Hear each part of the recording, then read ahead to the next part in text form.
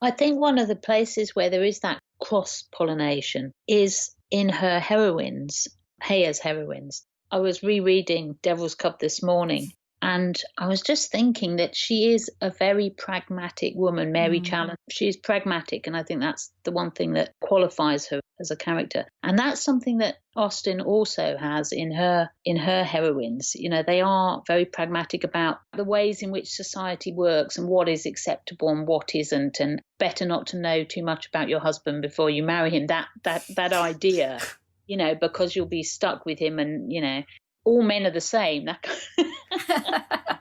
That kind of idea. I think that Heyer plays with those ideas of, is love worth it? Is it better to be pragmatic? Can love matches work in a society where there isn't really much divorce? But then you have a book like Venetia, where you see what happens when a couple divorce high in society.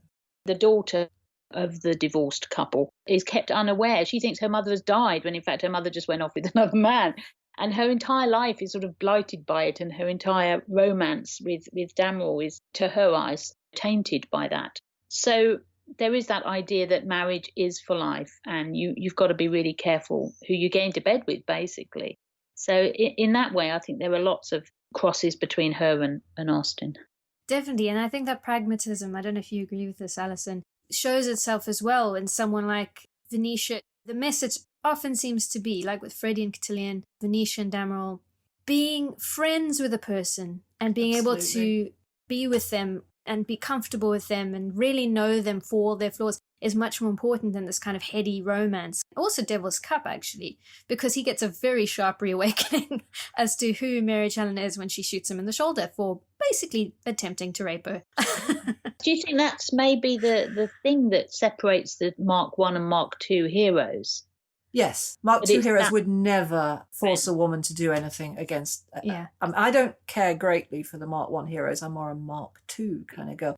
My favourite hero is Sir Richard Wyndham in The Corinthian, and he would never do that. He would cut off his own leg rather than do that. Isn't there something a little bit bloodless about that? I prefer the ones that are full of raging passion. But you see, there is raging passion in The Corinthian. I read a review of The Corinthian that said that it was sexless. This is a book that more or less opens with her dropping out of the window into his arms and him realising that she's a girl, though she's dressed as a boy, because he feels her body in his arms. This is 1940. Yeah. And if you go through that book very carefully, it's very sexy. There's a moment where they're on the stagecoach together and she falls asleep and wakes up and speaks to him and she says, "I'm glad you came. Are you glad you came?" And it's as though they're in bed together. It's incredibly intimate. And isn't that the bit where she drools on his shoulder? She does not drool on his shoulder. You put that in, woman. You do not drool in the slightest. Heyer heroines never drool.